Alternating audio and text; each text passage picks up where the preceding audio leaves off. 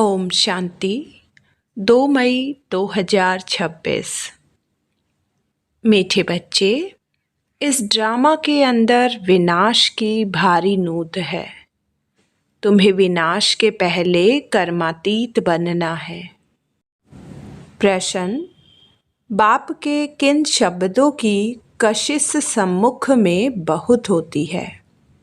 उत्तर: बाप जब कहते तुम मेरे बच्चे हो तो इन शब्दों की कशिश सम्मुख में बहुत होती है। सम्मुख सुनने से बहुत अच्छा लगता है। मधुबन सब बच्चों को आकर्षित करता है क्योंकि यहाँ है ईश्वरीय परिवार। यहाँ ब्राह्मणों का संगठन है। ब्राह्मण आपस में ज्ञान की ही देन लेन करते हैं। गीत हमारे तीर्थ नियारे हैं। ओम शांति। बच्चे जानते हैं कि हम अविनाशी यात्रा अथवा रूहानी यात्रा पर जा रहे हैं, जिस यात्रा से हम लौटकर मृत्यु लोक में नहीं आएंगे। मनुष्य तो यह बात जानते ही नहीं कि ऐसी यात्रा भी कोई होती है जहाँ से कभी लौट कर आना न पड़े। तुम लक्की स्टार्स को अभी पता पड़ा है, यह पक्का याद करना है। हम आत्माएं पार्ट बजाती है। उस नाटक में ऐसे नहीं कहेंगे कि मनुष्य आत्मा ने यह वस्त्र पहनकर पार्ट बजाया, अब घर जाते हैं।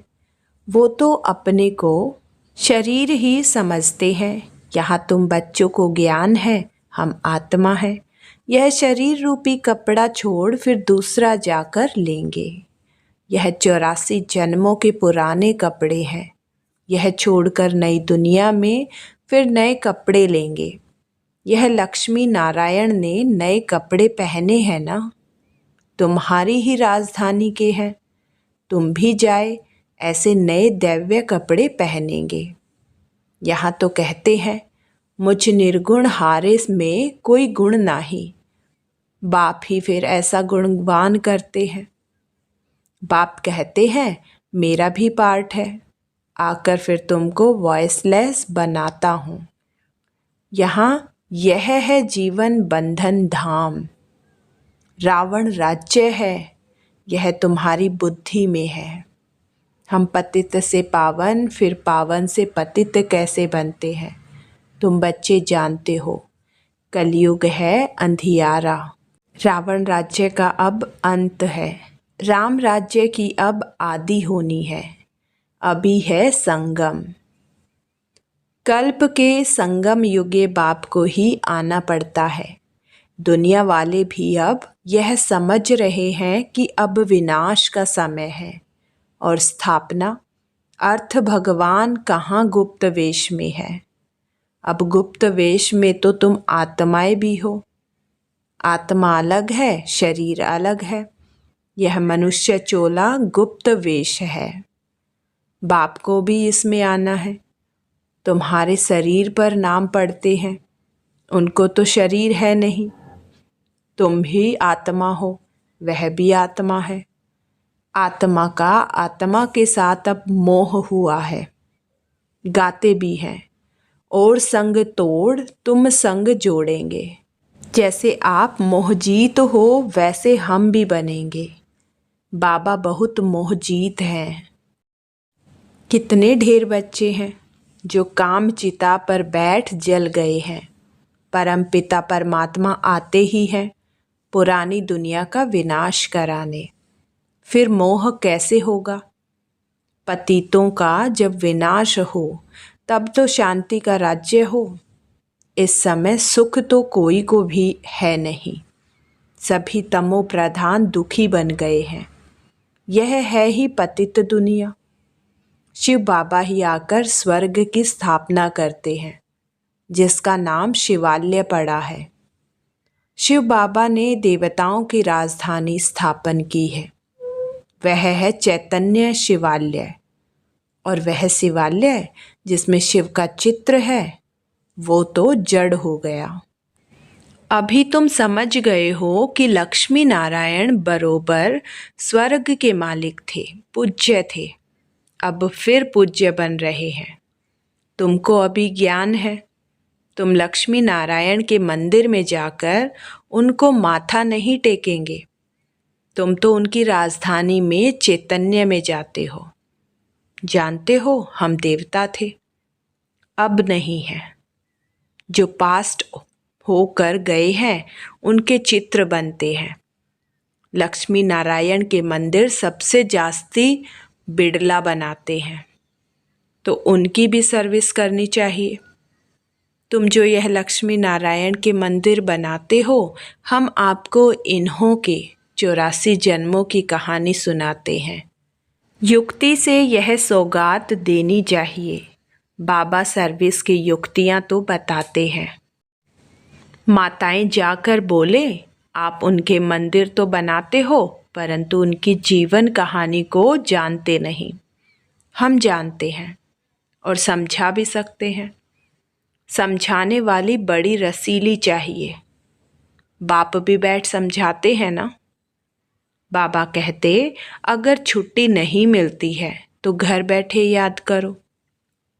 यह तो जानते हो, हम शिव बाबा की संतान हैं। मुरली तो मिल जाती है।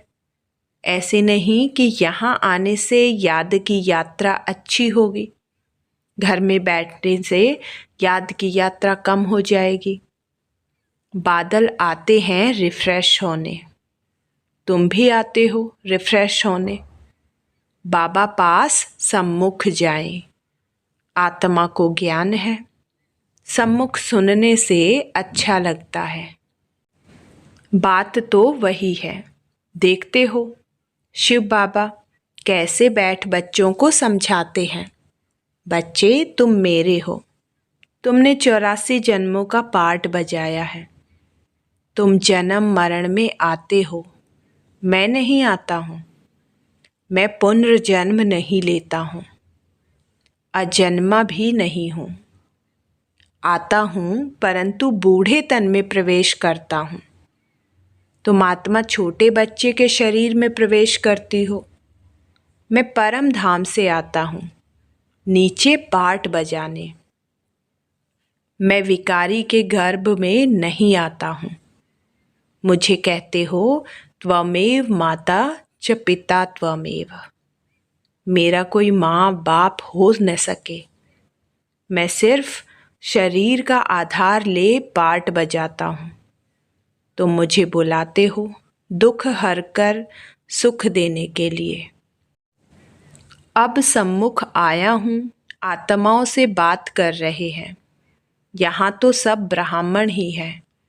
तुम बाहर जाते हो तो हंस और बगुले हो जाते हो। यहाँ मतलब मधुबन में तुमको संग ही ब्राह्मणों का है। आपस में ज्ञान की चिटचैट ही करेंगे। हम अपनी राजधानी स्थापन कर रहे हैं। बाबा आया हुआ है। एक दो को यह युक्ति बाप को याद करने की बताते रहो। भोजन पर भी एक दो को इशारा देते रहो कि बाप को याद करो। बहुत बड़ा संगठन है ना, वहाँ तो विकारी साथ में रहते हैं तो उनकी कशिश होती है। यहाँ तो किसी की कशिश नहीं होती। वारिस के साथ रहते हैं। तुम्हारा कुटुंब यह है। बुद्धि में यही रहता है। जो कोई मिले उनको बाप का परिचय दे कि भगवान को याद करते रहो। 2 बाप है ना। लौकिक बाप होते भी भगवान को याद करते हो ना, वो लौकिक फादर है। लौकिक फादर को गॉड फादर नहीं कहेंगे। यह है पारलौकिक बाप। जरूर गॉड फादर से वर्षा मिलता होगा। ऐसे ऐसे भूं भूं करते रहो। तुम ब्राह्मण हो ना, सन्यासी भी भूं भूं करते हैं ना। इस दुनिया का सुख काग विष्ठा के समान है। कितना दुख है। वह तो है हठ योगी, निवृत्ति मार्ग वाले। उनका धर्म ही अलग है। तुम जानते हो, सतयुग में हम कितना सुखी पवित्र रहते हैं। भारत प्रवृत्ति मार्ग का था, देवी देवताओं का राज्य था।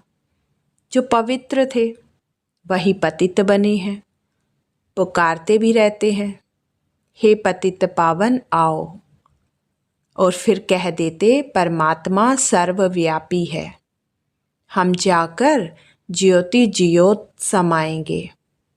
पुनर्जन्म को भी नहीं मानते हैं। अनेक मत है ना, दिन प्रतिदिन वृद्धि होती रहती है। यह भी बताना है कि सन्यासियों की वृद्धि कैसे होती है। नांगों की भी वृद्धि होती है। जिसका जो धर्म है उसमें ही रहने से फिर अंत मति सो गति हो जाती है। जिसका जो जास्ती अभ्यास करते हैं, जैसे कोई शास्त्र आदि पढ़ते हैं, तो अंतमति सो गति, फिर छोटेपन में ही शास्त्र कंठ हो जाते हैं। अभी बाप कहते हैं मैं फलाना हूँ, यह सब देह अभिमान की बातें छोड़ दो, अपने को अशरीरी आत्मा समझो और बाप को याद करो। इस शरीर को देखते हुए भी नहीं देखो। देह सहित देह के जो संबंध आदि है सबको छोड़ो, अपने को आत्मा निश्चय करो, परमात्मा को याद करो। इसमें टाइम बहुत लगता है, माया याद करने नहीं देती है। नहीं तो वानप्रस्थी के लिए बहुत सहज है। बाप खुद कहते हैं अभी तुम छोटे बड़े सबकी वानप्रस्थ अवस्था है। एक तरफ विनाश भी होता रहेगा, दूसरी तरफ जन्म भी लेते रहेंगे। पुनर्जन्म लेना होगा तो आ जाएंगे, बच्चा भी पैदा होंगे, फिर विनाश भी हो जाएगा। यह तो तुम जानते हो। कोई गर्भ में होंगे, कोई कहाँ, सब खत्म हो जाएंगे। सब अपना हिसाब चुकतू कर वापस जाएंगे।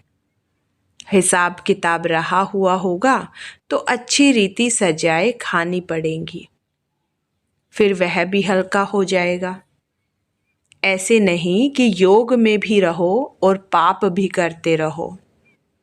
कई बच्चे एक तरफ चार्ट भी लिखते रहते और फिर कहते माया ने मुंह काला कर दिया, माया ने हरा दिया, तो कच्चा कहेंगे ना। तो बाप समझाते हैं कि तुम ऐसे समझो कि हम थोड़े दिन यहाँ हैं, फिर चले जाएंगे। इन सब का विनाश हो रहा है। बाप कहते हैं मुझे याद करो तो विकर्म विनाश होंगे। अपना चार्ट देखते रहो। हम कितनों को रास्ता बताते हैं और पुरुषार्थ कराते हैं।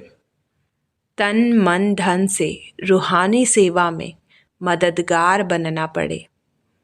कहते हैं मन को अमन नहीं कर सकते। आत्मा तो है ही शांत। हम आत्मा अपने परमधाम में जाकर बैठेंगी। कोई दुनिया का संकल्प नहीं आएगा। ऐसे नहीं कि आंखें बंद कर अनकॉन्शियस होना है। ऐसे बहुत सीखते भी हैं। 10-15 दिन अनकॉन्शियस भी हो जाते हैं। यह अभ्यास करते हैं। फिर इतने समय बाद जाग जाएंगे। जैसे टाइम बॉम्ब्स होते हैं तो उनका भी टाइम होता है। यह इतने घंटे बाद फटेंगे। तुम बच्चों को पता है हम योग लगा रहे हैं। जब तमो प्रधान किचड़ा निकलेगा हम सतो प्रधान बन जाएंगे, तो फिर इस शरीर को छोड़ देंगे। हम अभी योग की यात्रा पर हैं। टाइम मिला हुआ है, फिर यह शरीर छोड़ना ही है, फिर सब खत्म हो जाएगा। टाइम नुधा हुआ है। फिर पिछाड़ी में मच्छरों से दर से शरीर छोड़ेंगे। विनाश होगा। तुम कर्मातीत अवस्था को पाएंगे, फिर विनाश शुरू हो जाएगा। विनाश का बड़ा भारी सीन है।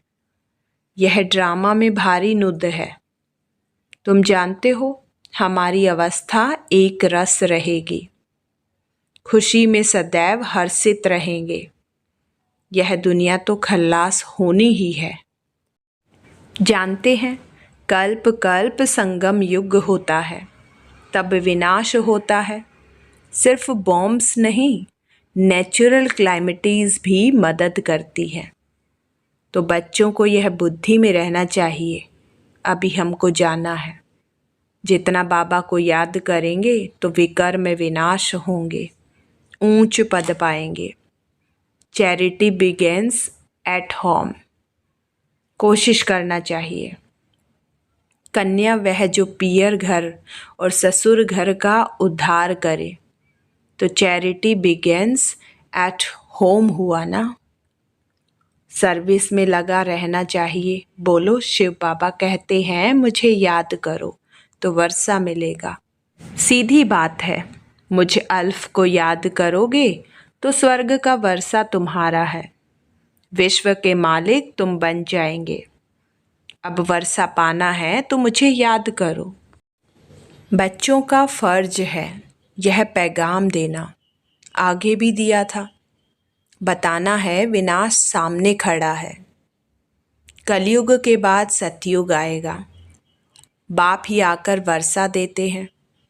रावण नरकवासी बनाते हैं, बाप आकर स्वर्गवासी बनाते हैं। कहानी भारत की है। भारतवासियों को खड़ा करना है। पहले शिव के मंदिर में जाकर समझाना है, यह बाप नई सृष्टि रचने वाला है। कहते हैं मुझे याद करो तो तुम्हारे विकर्म विनाश हो। यह निराकार बाबा आए हुए हैं। ब्रह्मा द्वारा स्वर्ग की स्थापना कर रहे हैं। अब बाप और वर्षे को याद करो। 84 जन्म पूरे हुए हैं। अब हम आपको बताते हैं। अब मानो न मानो तुम्हारी मर्जी। बातें तो बड़ी अच्छी हैं। बाप ही दुख हरता सुख करता है। थोड़ा ही समझाया, यह चला। यह है तुम्हारा धंधा। मेहनत तो कुछ है नहीं, सिर्फ मुख से बोलना है। बाप कहते हैं मुझे याद करो, देही अभिमानी बनो। शिव के पुजारियों पास जाओ, फिर लक्ष्मी नारायण के पुजारियों के पास जाओ। उन्हें उनकी जीवन कहानी सुनाओ। अच्छा, मीठे मीठे सिकिलदे बच्चों प्रति माता पिता बाप दादा का याद प्यार और गुड मॉर्निंग। रूहानी बाप की रूहानी बच्चों को नमस्ते। धारणा के लिए मुख्य सार नंबर 1, तन मन धन से रूहानी सेवा में मददगार बनना है। सबको अल्फ का परिचय दे वर्षे का अधिकारी बनाना है। विनाश के पहले कर्मातीत बनने के लिए बाप की याद में रहना है। नंबर 2, बाप समान मोह जीत बनना है। आत्मा का आत्मा से जो मोह हो गया है उसे निकाल एक बाप में लगन लगानी है। वरदान, सर्वशक्तिमान के साथ की स्मृति द्वारा समस्याओं को दूर भगाने वाले परमात्मा स्नेही भव। जो बच्चे परमात्मा स्नेही हैं वे स्नेही को सदा साथ रखते हैं, इसलिए कोई भी समस्या सामने नहीं आती। जिनके साथ स्वयं सर्वशक्तिमान बाप है उनके सामने समस्या ठहर नहीं सकती। समस्या पैदा हो और वहाँ ही खत्म कर दो तो वृद्धि नहीं होगी। अब समस्याओं का बर्थ कंट्रोल करो। सदा याद रखो कि संपूर्णता को समीप लाना है और समस्याओं को दूर भगाना है। स्लोगन, प्यारे बनने का पुरुषार्थ नहीं, न्यारे बनने का पुरुषार्थ करो तो प्यारे स्वतः बन जाएंगे। अव्यक्त इशारे, सदा अचल अढोल एक रस स्थिति का अनुभव करो। समय प्रति समय अनेक प्रकार के विघ्न आते हैं, कोई अच्छे अनन्य स्टूडेंट माया के वशीभूत को एंटी हो जाते हैं, सेवा में डिस्टर्ब करते हैं। ऐसे समय पर घबराते तो नहीं हो। एक होता है उनके प्रति कल्याण के भाव से तरस रखना, लेकिन उसके कारण हलचल में आना अथवा व्यर्थ संकल्प चलाना, यह है हिलना। जो हर आत्मा के पार्ट को साक्षी दृष्टा स्थिति में रह देखते हैं, वह अचल अढोल एक रस रहते हैं।